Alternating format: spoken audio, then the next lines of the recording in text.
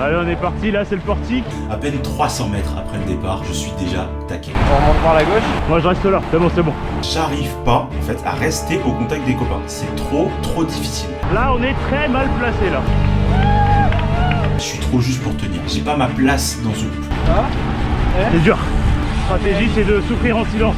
et là c'est la crampe. T'as une crampe là? Ah bah ouais, c'est mort. Regardez-moi cette descente, bah voilà, c'est encore magnifique. Allez.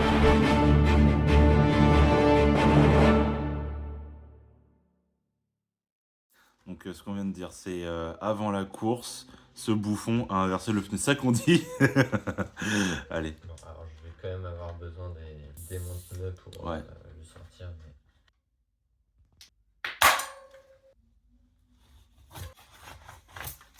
Oh, je vois la Pirelli là. La chambre à air Pirelli TPU. Est-ce que j'ai raison ou tort? Bien sûr, t'as raison.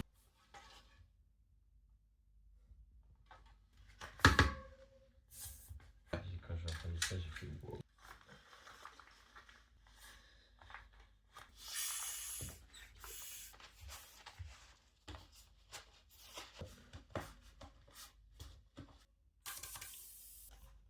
Heureusement qu'avec la magie du montage, tout ce que tu es en train de faire là, ça n'en paraîtra que 20 secondes. Après, je m'en sors hyper bien. Là, c'est bon là? Ouais. Incroyable.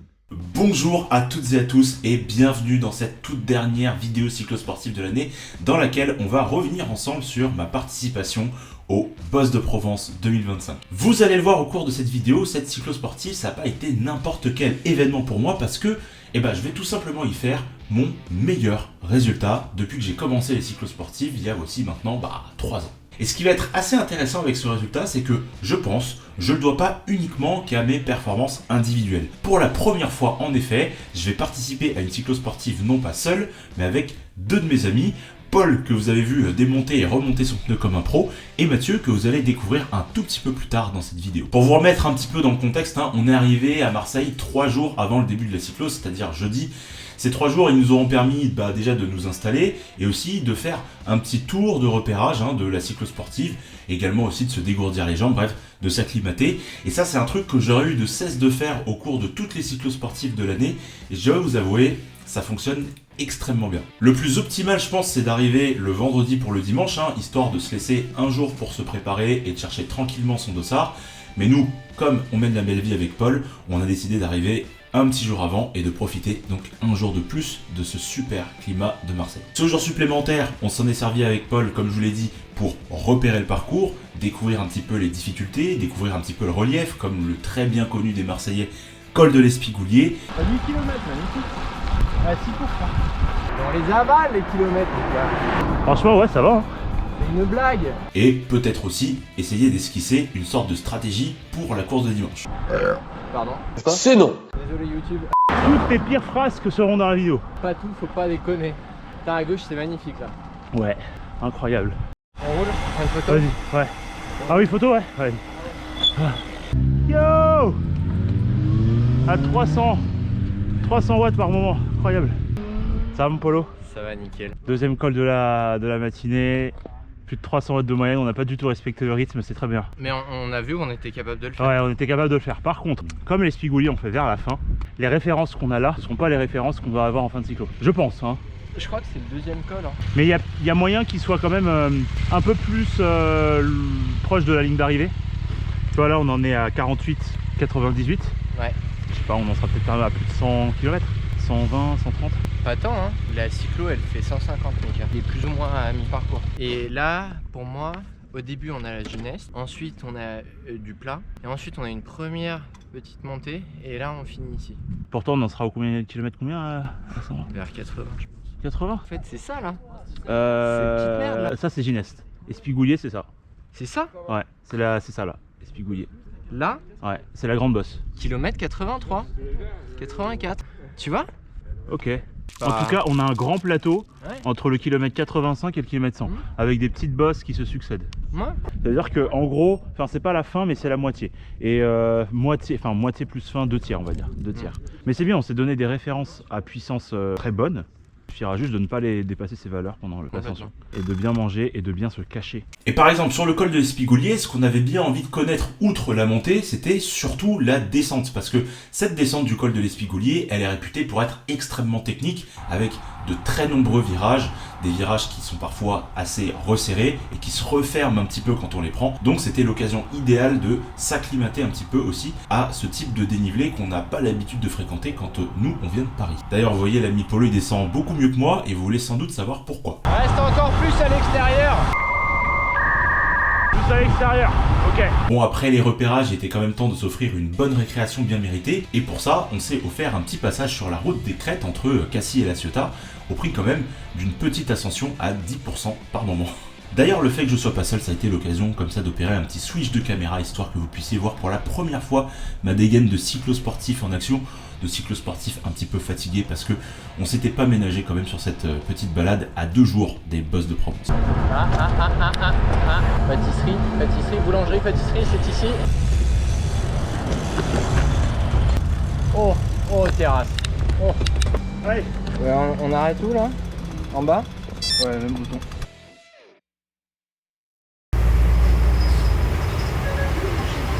Voilà, on est le matin de la cyclo là. Hein? C'est pas beau ce temps de merde. Et l'image quand même.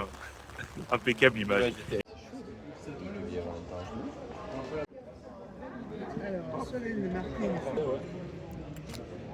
Boum, à mettre dans l'urne. C'est parti, à voter. Voilà, c'est tout ce qu'il y avait à retenir de la journée du samedi à la veille de cette cyclosportive. Une journée absolument désastreuse d'un point de vue météo.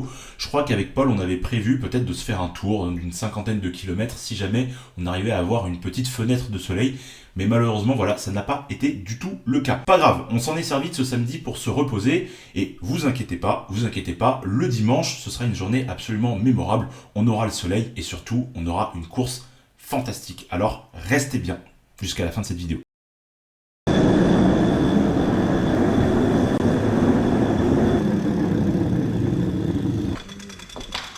Brandegros. Interphone en panne. Oh non. Bonjour et bienvenue à l'hôtel Étoile Roche. Merci de patienter, nous allons vous répondre. Oui, allô, bonjour. On se situe devant la porte de l'hôtel et ce serait pour une remise de clés. Alors, salut à tous, je suis accompagné de Paul. Encore. Paul qui est mon pote depuis au moins 2 ans et qui est nouveau sur cette chaîne, donc on lui fait un accueil chaleureux. Voilà, parce que c'est pas vous. Voilà. L'objectif d'aujourd'hui, c'est de faire les bosses de Provence 2025, vous l'avez vu dans le titre. Nous allons faire 151 km avec 2300 mètres de dénivelé positif. Il est 7h presque, bientôt 7h. Nous, on est prêts. J'ai pas eu le temps de beaucoup filmer les dernières heures parce que franchement c'était un peu la course, notamment la préparation, etc. Samedi on n'a rien fait du tout. Par contre vendredi vous avez vu pas mal de choses puisqu'on a fait une sorte de déblocage 48 heures avant, un déblocage de 100 km, mais un déblocage avec des magnifiques paysages, des cols incroyables. Désolé, ça te cadre plus la Paul, là c'est incroyable. C'est toi. C'est une perte, Le narrateur. je suis en perte totale de repères. Donc voilà. Nous allons maintenant aller au campus de Lumini où se trouve le départ de cette bosse de Provence 2025. On attend un dernier camarade que vous connaissez peut-être au nom de Rob, mais sa chaîne s'est dropped. J'espère qu'il arrivera très très vite et nous, on va décoller. Attention au départ. Eh ben, il arrive. C'est vrai? Ouais, je te jure. Incroyable. C'est lui. Yo mec. Wow. Ça va? Le casque, Allez. Ouais. on va s'impressionner. Et on est parti. Et on est parti? Ça te va? Ouais, nickel. C'est bien? Allez. Vous l'avez reconnu pour les plus marseillais d'entre vous, on est ce matin au niveau de la place Castellane. Cette place, elle est environ à 10 km du point de départ, au niveau du campus de Lumini. Et ces 10 km, ils vont nous permettre de nous mettre tranquillement en jambes avant un départ qui sera donné aux alentours de 8h15. Allez, le sas départ. On est combien nous? Nous, on est 2000... Après. Ouais, moi, je suis 26-13. Maintenant qu'on se tient sur la ligne de départ, il est temps de parler un petit peu du parcours de ces bosses de Provence 2025. On part d'ici donc, le campus de Lumini, c'est un campus universitaire qui se situe à 10 km au sud de Marseille, sur une sorte de plateau pas très loin du parc des Calanques. On va descendre de ce plateau de Lumini sur 2 km en départ fictif, et puis ensuite on se retrouvera aligné avec le col de la Gineste qui marquera le départ réel des bosses de Provence. Après le départ réel donc, ascension directement du col de la Gineste, 4,8 km à 4,8% de moyenne. Il va falloir gérer à ce moment-là un départ avec des jambes encore froides, donc un départ un petit peu difficile. Arrivé au sommet, on redescend aussi vite qu'on est remonté, puis on remonte immédiatement par la côte du Pas de Bellefille, 5,6% pendant 2,5 km. Redescendre de nouveau, et là on attaquera par un morceau bien plus sérieux, l'un des plus sérieux de la cyclosportive, le col du Grand Connet par Céreste, 5,7 km à 5,5% de moyenne. Et après ensuite avoir enchaîné 3 côtes sur un petit peu moins de 35 km,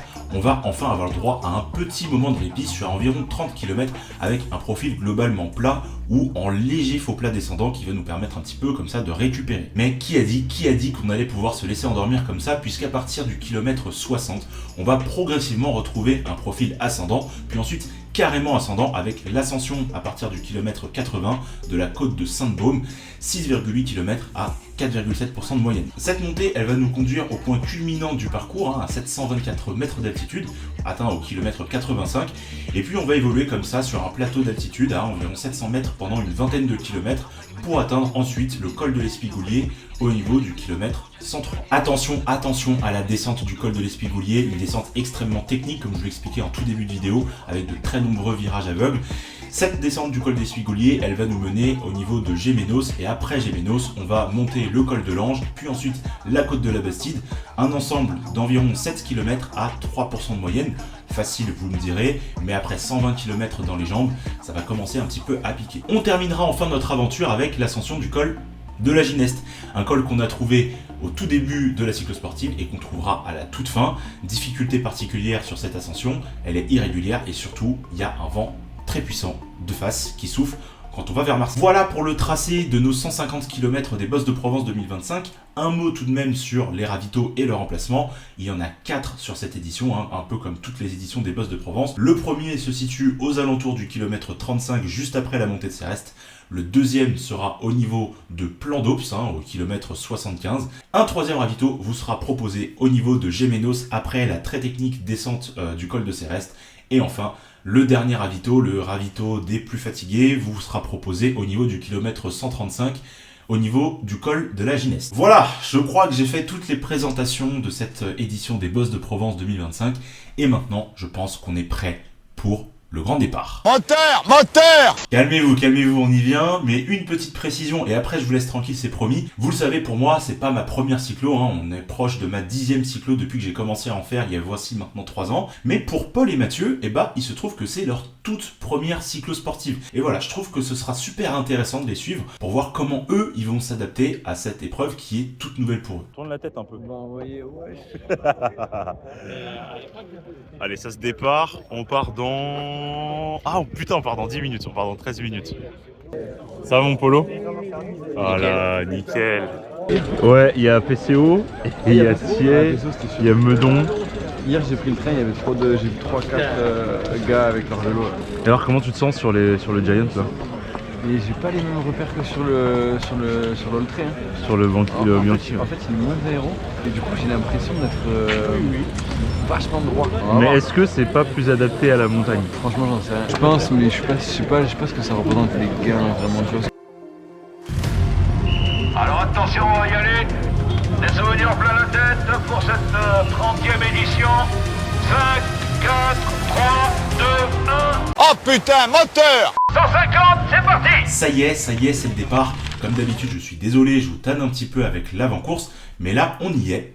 Ou presque, parce que comme je vous l'ai expliqué, on est sur un départ fictif de 2 km en léger faux plat descendant qui va nous conduire à descendre du plateau de Lumini pour ensuite rejoindre le col de la Gineste où se situera cette fois-ci le départ réel, le départ massif de cette édition des Bosses de Provence. Allez ma poule! Allez mon gars! Voilà, ici le but des concurrents sur ce genre de départ fictif, c'est de gagner quelques positions pour essayer de rejoindre un petit peu l'avant du peloton ou bien ne pas perdre l'avant du peloton quand on y est déjà. Moi, mon objectif à moi, c'est de rester à ma place. Clairement, je pense pas que je vais essayer de faire des différences sur un départ fictif. On aura 150 km ou du moins 148 pour faire la différence. Voilà, à la descente du plateau de Lumini, on a pris à droite pour s'aligner sur l'ascension du col de la Gineste et à partir de là, on marque l'arrêt en attente du départ réel.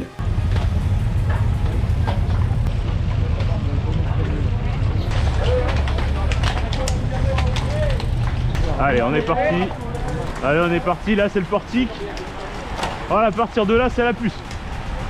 Allez, on se fraye un chemin, mais tranquille. Et maintenant voilà, c'est le vrai départ des Bosses de Provence 2025. Comment mes camarades qui grimpent beaucoup mieux les côtes que moi vont arriver à me pousser dans mes retranchements pour que j'essaye de chercher le meilleur résultat possible? Et bah la réponse, vous allez très très vite la voir, puisque maintenant on est sur l'ascension du col de la Gineste et ça blague pas du tout. Et tout de suite là en fait, il y a Paul qui essaye de se projeter vers l'avant parce que son approche à lui de la course, c'est d'essayer de choper les meilleures roues pour qu'on puisse opérer le tri dès le départ. Le souci avec cette histoire, c'est que à peine 300 mètres après le départ, je suis déjà taquet. Croyez-le ou non, je suis taquet. Je suis à 320 watts, sachant que ma FTP estimée tourne autour de 320 watts. Donc je suis à 100% de ma FTP à ce moment-là. Et là, j'ai Paul qui me pose cette question. On remonte par la gauche.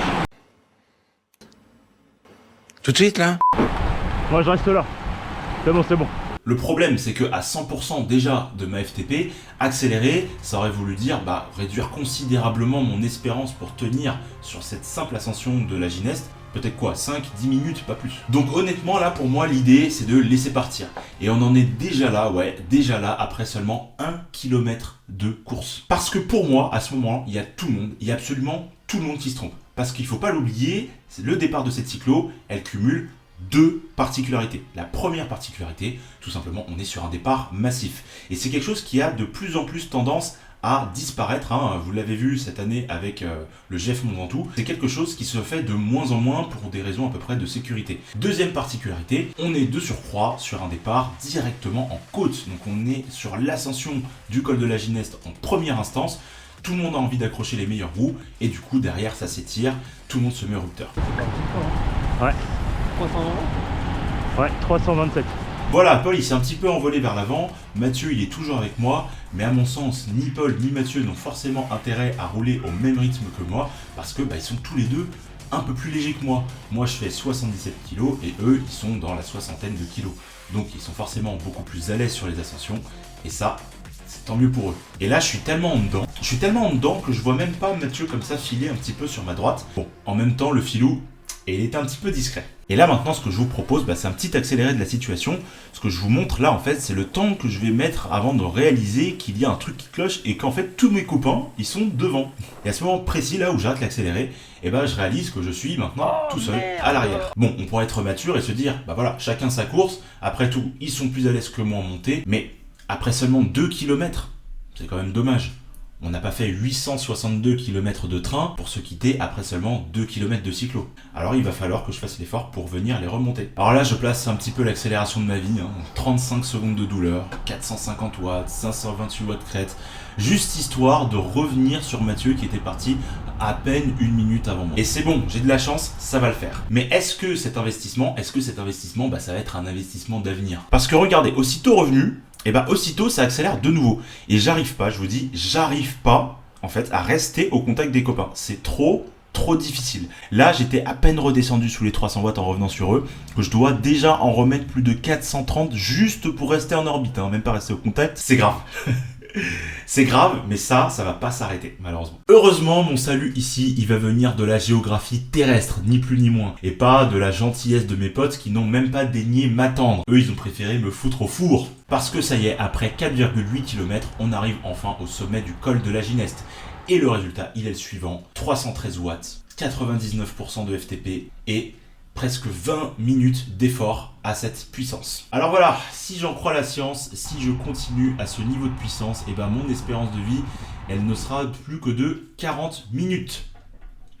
Alors pour rappel, les Bosses de Provence, ça dure pas 1 heure, ça dure entre 4h30 et 5h, on en a pour 150 km, et là, on en est à 20 minutes d'effort.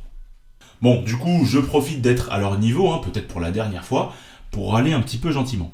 Là, on est très mal placé là. Ouais, mais on aurait dû accrocher bon à 300.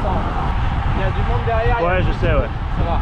Et là, en fait, avec Paul, on n'était pas trop d'accord. Lui, sa position, c'était qu'il fallait chercher à attraper les roues du groupe de devant, qui avait commencé à se détacher pour ensuite partir, histoire de pouvoir profiter de l'aspiration et aller le plus vite possible. Sauf que le problème, c'est que moi, j'étais complètement taquet, 320 watts, quand je voyais ça sur mon capteur de puissance, je me disais, oh là, si tu vas un petit peu plus haut encore, c'est terminé pour toi. Et là, ce que je comprends aussi un petit peu, c'est que Paul, bien sûr qu'il a temporisé, mais moi, j'étais pas capable de revenir dans sa roue, du moins si j'en étais capable, mais si je le faisais, je finissais la cyclo des Bosses de Provence sur le petit parcours. À toute vitesse, on arrive sur Cassis et donc on arrive au pied du col de la Gineste. Et ne vous inquiétez pas, sur ces images, pas de folie, hein. Ça roule à droite comme à gauche, oui, mais on bénéficiait de toute la largeur de la voirie puisque le col de la Gineste, il était fermé à la circulation automobile pour toute la matinée, ce qui nous a permis aussi de rouler très vite sur cette descente du col. On va enchaîner tout de suite après sur la côte du Pas de Bellefille, une côte qui vient s'intercaler entre le col de la Gineste et la montée beaucoup plus sérieuse de Cérès qui va suivre juste après. Ici, avec la côte du Pas de Bellefille, on en a pour un petit peu moins de 3 km d'ascension. 3 km d'ascension qu'on va surtout pas se priver, bien sûr, de faire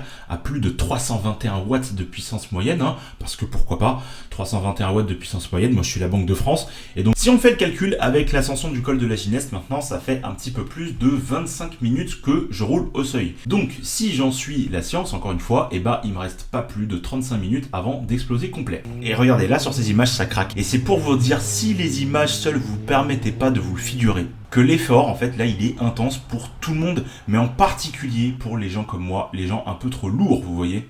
Sur cette simple cassure-là, il aura fallu que je m'emploie avec un pic de puissance à 634 watts, juste pour reboucher.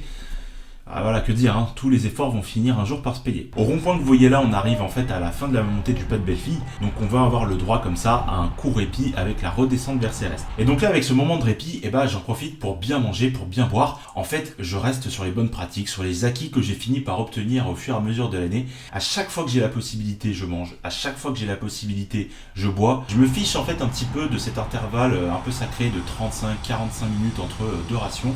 Tout ce que je veux, c'est dès que c'est possible, manger, bien sûr, en ayant en ligne de mire l'idée qu'il ne faut pas attendre non plus 1 heure, 1 heure et demie entre deux rations alimentaires. Ça y est, après 27 km, 51 minutes de course, on entame l'ascension du col du Grand Connet ou la montée de Cérès si vous préférez. La côte de Cérès, c'est une ascension de 5,7 km à 5,5% de moyenne. Donc, vu d'un regard extérieur, c'est une ascension qui paraît tout à fait digeste et je serai le premier à partager votre point de vue. Pourtant, hein, mon fort étonnement, c'est pas tout à fait de cette façon que je vais vivre les choses pendant ces 20 minutes d'ascension. Oh non! Alors, avant de vous parler des watts et tout, hein, ça je vous le ferai à la fin de l'ascension, je voulais juste vous donner quelques petits mots sur la situation. Je suis dernier du groupe. Voilà, je suis dernier du groupe et je suis en lutte acharnée pour rester au contact. Voilà, c'est ça la situation. Honnêtement, là, à ce moment, je regarde mon compteur, je regarde mes watts instantanés, je regarde la côte restante et je me rappelle, je me dis, c'est pile ou face. C'est soit tu tiens bon, tu t'acharnes et tu fais tant bien que mal la bascule avec le groupe, soit t'exploses complet. L'idée étant bien sûr de ne pas exploser complet. Là, à ce moment, je me dis, je suis trop juste pour tenir. En fait, ces mecs, ils sont juste trop forts pour moi. J'ai pas ma place dans ce groupe. Et juste, j'avais envie de mettre un petit mot aussi sur l'état du groupe, parce que on pourrait se dire que tout le groupe est encore compact et solide comme à la fin du col de la Gineste. Pas du tout. En fait, il s'est désagrégé au fur et à mesure des côtes. Il y a eu des cassures, il y a eu des gens qui ont simplement lâché. Et au niveau de la côte de Cérès, ça n'a pas manqué. Beaucoup de gens n'ont pas réussi à tenir ce rythme. Et moi, en fait, je suis juste le dernier représentant de ceux qui ont encore la force de tenir. Mais voilà, je vous le rappelle, je suis pas seul. J'ai 2 potes avec lesquels j'ai très envie de terminer cette cyclosportive, donc je m'arrache. Le souci, c'est que je me suis dit exactement la même chose il y a 15 km. Je me suis dit, j'ai des potes, il faut absolument que je tienne bon pour rester avec eux. Et là, il reste 120 km, donc quand est-ce que ça va se finir cette histoire en fait ?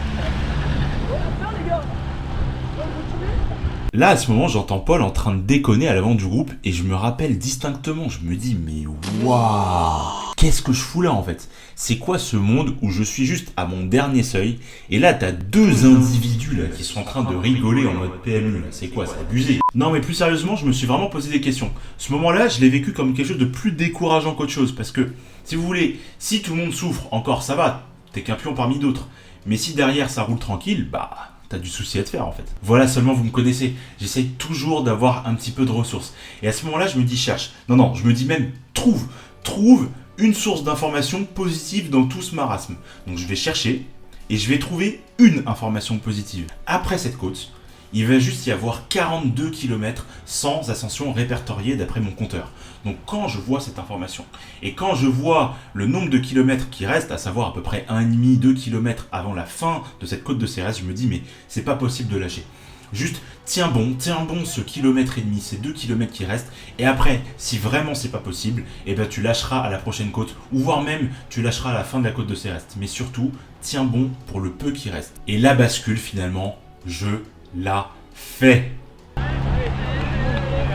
bidou, allez les gars.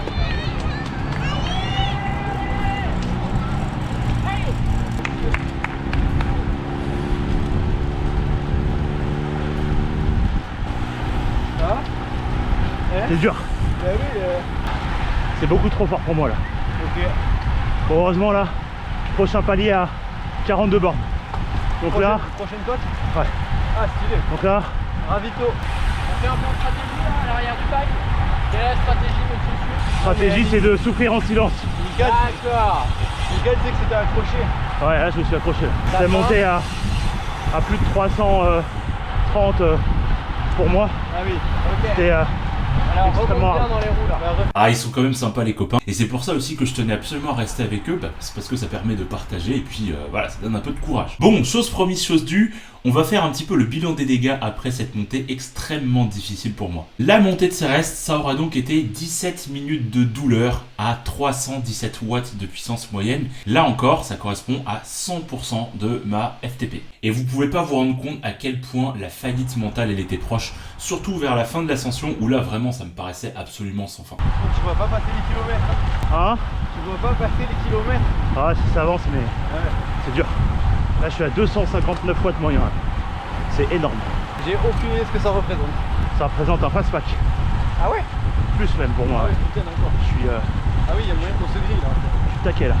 Alors, on en est maintenant à plus de 40 km passés au seuil depuis qu'on a commencé cette cyclosportive. Les 30-40 prochains kilomètres seront des kilomètres un peu plus tranquilles avec un profil légèrement plat ou descendant. Le souci c'est que là j'en ai gros sur les jambes et je me demande vraiment quelle sera la suite des choses pour moi. J'ai d'assez gros doutes à ce stade. Vous voyez ce qui est cool avec le fait de faire des cyclos entre amis, c'est que on s'exprime quand même beaucoup plus spontanément devant la caméra. L'avantage que ça a pour moi, c'est que moi ça me permet un petit peu d'extérioriser un petit peu toutes mes souffrances. Et l'avantage qu'il y a pour vous, c'est que quand même, j'espère, mais je pense quand même, vous vivez quand même un petit peu plus le truc. Bon, ici on est à l'approche du 45e kilomètre et là, comme vous pouvez le voir, il y a quand même l'impression d'un petit retour au calme. On peut un peu plus se détendre et la moyenne des 250 watts que j'avais atteinte à la fin de la montée de Céreste, elle est en train de redescendre de façon très progressive. D'autant que là, à partir du kilomètre 50 et jusqu'au kilomètre 60, on sera cette fois-ci sur un profil complètement descendant. Et là, ça va permettre carrément de bien se reposer, de bien faire redescendre cette puissance moyenne qui était très élevée jusqu'à présent et de préparer les prochaines échéances tranquillement. Parce que oui, comme je vous disais sur mon compteur, j'affiche pas simplement la puissance instantanée, j'affiche également la puissance moyenne. Là, vous la voyez, elle est juste en bas. Cette puissance moyenne, c'est une variable que je regarde très souvent et elle me permet un peu de faire le point sur la charge de puissance que j'aurai mise pendant toute la cyclo. En quelque sorte, la puissance moyenne, ça joue le rôle de mémoire musculaire mais en plus tangible parce que c'est beaucoup plus palpable, parce que c'est des données chiffrées. Allez, un petit peu plus loin, on est à l'approche du kilomètre 75 et du retour des pourcentages positifs et la tendance de retour au calme que je vous décrivais un petit peu tout à l'heure, elle se confirme parce que je me sens de moins en moins dans les cordes. Avec Paul, on avait discuté un petit peu de notre stratégie de course juste avant la cyclo et on était arrivé à la conclusion que marquer l'arrêt à ce fameux ravito du kilomètre 75 à plein d'Ops, ce serait peut-être une bonne idée parce que voilà, il est situé au niveau du kilomètre 75 comme je vous le dis et après 2 heures de course, ce serait peut-être pas une mauvaise idée de remplir un petit peu les bidons. Mais... Alors, c'est quoi, c'est 113 l'autre? 115, 115. 114. Alors, là, il y a quoi? Il y a 7 km de montée, ensuite ça descend et on arrive sur le ravito. Ça remonte. En fait, faut recalculer le plan à chaque fois parce que là, tu vois, il y avait personne qui s'est arrêté. Moi, je me suis dit, bon, s'il y a un groupe qui s'arrête, on s'arrête. Là, il y avait personne. Sinon, les jambes, ça va? Ça va. Imhotep. Ça va, Imhotep. Voilà, exactement. Voilà, vous avez compris, je me suis pas arrêté et par la même occasion, lui non plus. Moi, quand j'avais fait le point à ce moment-là, je m'étais rendu compte que mes bidons, ils étaient un petit peu plus qu'à moitié vides. Le problème, c'est que les siens, ils l'étaient carrément. À ce moment, ce que je lui dis pas, mais que je lui dirai après, c'est que si j'avais posé pied à terre à ce ravito du kilomètre 75, jamais je revenais sur le groupe. Donc à ce moment-là, j'avais un petit peu intenté une action suicide, dans l'espoir que, sur un malentendu, ça passe. Malentendu qui serait que, je n'ai besoin de m'arrêter à aucun ravitaillement jusqu'au dernier kilomètre. Risqué, mais bon, là, au point où on en est, on n'est peut-être plus à une extravagance près. Alors, qu'est-ce qui se passe ici? On vient d'opérer la jonction avec un groupe qui se situait juste devant nous jusqu'à présent. En même temps, faut dire que jusqu'au kilomètre 60, notre vitesse moyenne, elle atteignait 35 km/h. Je sais pas si vous vous rendez compte, 35 km/h sur route ouverte, J'avais jamais vécu ça. Et maintenant qu'on est remonté jusqu'à Plan d'Aube, qu'on tourne autour de l'altitude maximum de ce parcours, notre moyenne elle culmine encore à 31,5 km/h. Donc maintenant qu'on est beaucoup plus nombreux, ça devient beaucoup plus facile de ratonner, même si vous me connaissez, c'est absolument pas de cette manière que j'aime rouler en cyclo. Sur ces images, on célèbre ensemble le passage au kilomètre 100. Et franchement, honnêtement, si vous m'aviez dit que je resterais jusqu'au kilomètre 100 avec ce groupe qui m'a mis la misère sur la montée de Céreste, je pense que je vous aurais pas cru, je vous aurais traité de menteur. Facile. Mais oui, voilà, je suis encore avec le groupe sur les derniers hectomètres de la montée de l'Espigoulier. Et regardez sur les images, là, ça joue même un petit peu les points de la montagne. Ça accélère, ça roule un petit peu plus nerveux. Et moi, ça m'amuse, donc j'accompagne un petit peu le mouvement. Mais attention, je m'excite pas trop non plus. Je reste tranquille donc, parce que voilà, j'ai une bonne mémoire. Mais je sais aussi qu'à ce moment-là, au moment où on franchit ce col de l'Espigoulier, j'ai de très bonnes chances de finir cette cyclosportive avec le même effectif qu'au départ. Et là, c'est la crampe. T'as une crampe là? Ah bah ouais, là, c'est mort. Passe le petit plateau. Et y a rien, là, je porte pas. Alors moi, quand Paul il me dit ça, je sais pas trop quoi faire. Je sais qu'on est à quelques hectomètres du col de l'Espigoulier. Donc je sais qu'à partir de là, ça va redescendre jusqu'au kilomètre 115, où là il y aura le ravito de Gémenos. Et là je ressens presque un petit peu de culpabilité à l'idée de pas lui donner le peu d'eau qui me reste encore. Bon, redescendre de l'Espigoulier, et là j'ai une très bonne nouvelle. Ok. Impec. Paul a pu reprendre un petit peu d'eau auprès de Mathieu qui était lui-même en incident mécanique à ce moment-là. Ils se sont bien retrouvés tous les deux à l'arrêt sur les derniers mètres de la montée de l'Espigoulier. Ce qui fait que sur la descente, on est encore tous les trois réunis et ça c'est incroyable. On est maintenant à moins de 50 km de la ligne d'arrivée. Et là regardez-moi cette descente, voilà, c'est encore magnifique. Et comme pour la Gineste, on avait le droit à toute la largeur de la route parce que cette section du col, elle était entièrement fermée aux automobilistes. On arrive ici à Gémenos et donc on arrive au point du ravitaillement du kilomètre 115. Paul, il est sage, il décide de s'y arrêter. Mathieu et moi, on est pas sages et on décide de continuer parce qu'on est complètement entraîné, on est galvanisé par la course et on se dit qu'il y a moyen tout simplement de finir cette cyclosportive sans avoir à se ravitailler. Ici donc, on est sur l'ascension du col de l'Anche suivi de la côte de la Bastide, le tout représentant un ensemble de 7,9 km à 3% de moyenne. C'est donc des pourcentages très légers, des côtes très roulantes et ça c'est ce que j'adore le plus, surtout que à ce moment-là de la cyclosportive, on est quand même sur des intensités de puissance qui sont nettement inférieures à celles que j'ai pu connaître par exemple sur la montée de Céreste.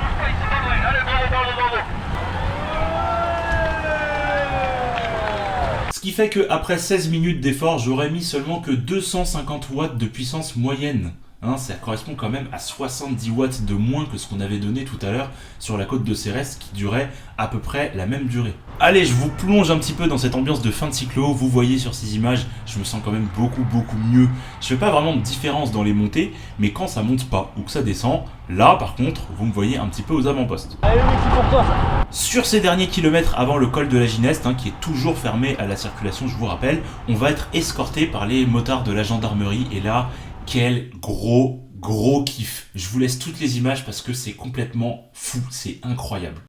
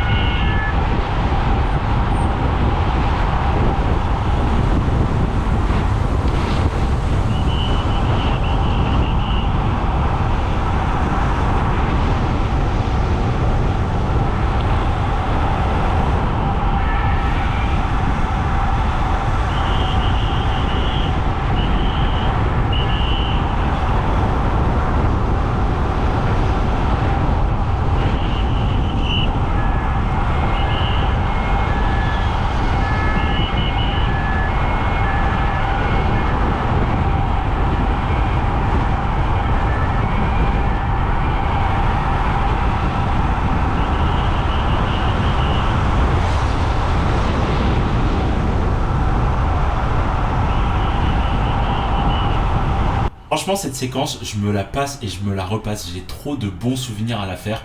On était là comme des VIP, la gendarmerie elle était devant, elle nous ouvrait la route, les voitures elles se mettaient sur les côtés et nous on passait au milieu comme ça à presque 60 km/h. C'était dingue.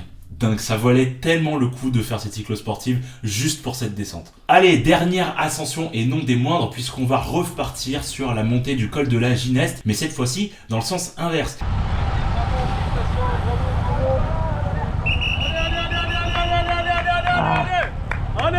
Grosse différence avec la montée de tout à l'heure, cette fois-ci c'est le vent. Le vent donc, mais pas que le vent, le profil aussi. On est sur un profil quand même qui est plus irrégulier que la montée depuis Marseille. La montée depuis Cassis, elle est pentue, puis ensuite elle se réaplanit à un moment donné, puis ensuite elle redevient pentue jusqu'à la fin du col. Sur cette ascension, je vais pas vous faire de mystère sur ma puissance, seulement 252 watts, encore une fois 70 de moins que lors de la première ascension du col de la Gineste ce matin. Et à ce moment-là, bah voilà, grand moment d'émotion parce que on arrive au sommet du col de la Gineste à 400 mètres à peu près d'altitude et je sais qu'à partir de ce moment-là, c'est que de la descente jusqu'à la montée finale du plateau de Luminique mais qui n'est que de 2%. Donc à ce moment-là, on peut le dire, c'est la fin de la cyclosportive.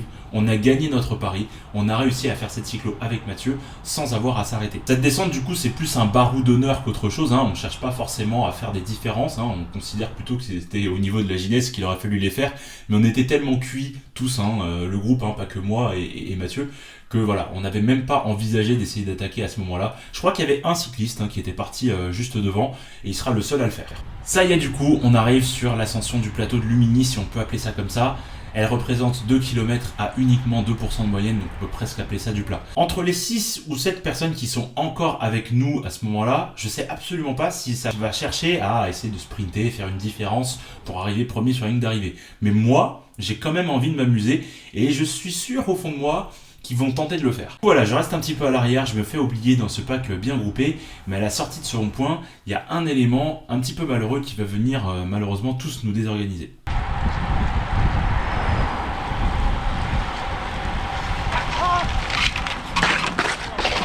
Bien entendu, en situation normale, les gens qui sont devant annoncent à ceux qui sont derrière la présence d'obstacles, sauf que là, vous le voyez bien, ça a un petit peu dysfonctionné. En fait, il n'y a pas eu de prise de décision claire sur est-ce qu'on se cale tous à droite ou est-ce qu'on se cale tous à gauche, ce qui fait que, en fait, fatalement, ceux qui sont derrière et qui ne voient pas forcément arriver le terre-plein, ils sont les premiers à payer l'addition.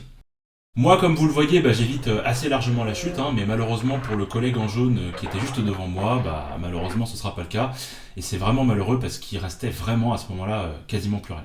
Alors, je sais que la réaction des cyclistes, et moi compris dedans, ça va engendrer des réactions un petit peu contrastées, peut-être dans les commentaires. Je vous demanderai juste de bien penser là par contre que ce sont des décisions qui se prennent sur un quart de seconde et qui tiennent compte à la fois de paramètres altruistes comme il est tombé, il se fait mal, il faudrait peut-être porter assistance, mais aussi de paramètres égoïstes comme il reste plus que 300 mètres, je vais pas m'arrêter maintenant, je joue peut-être une 60e place. Sur la balance, on pourrait se dire qu'il n'y a pas photo, mais malheureusement à ce moment-là et avec la fatigue, il y a photo. Moi de mon côté, j'ai essayé de jauger pendant ce quart de seconde la gravité de la chute.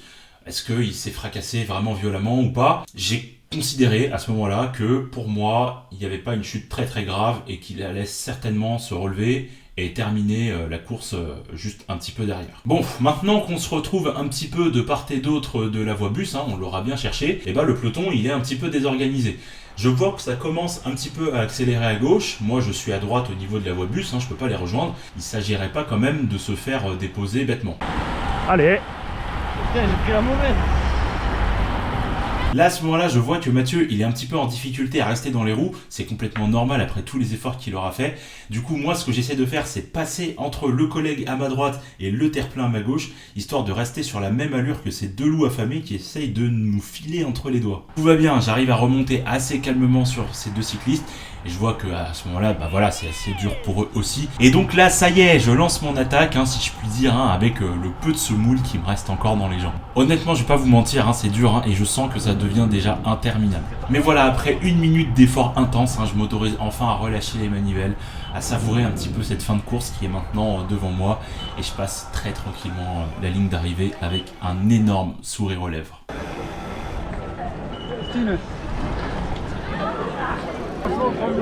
Là, j'étais un ravito là. Ah, bravo mec, t'as géré. Ah. Toute la cyclo.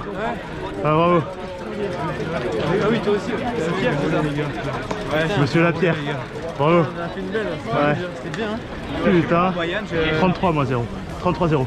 33 tout pile. Ouais. Non mais après il y avait encore du déni. Moi j'ai compté le fictif. Hein. Ah ouais, moi j'ai 33-4 avec le fictif. Ouais, le collègue il est tombé là, je suis. Putain, mais il est tombé bête. Il y a un gars qui est tombé sur le terre-plein là. Ouais, bah ouais, il est passé entre les deux. Ouais. Parce qu'en fait il voulait choisir entre Ouais, mais c'est ça la merde. la voie bus et.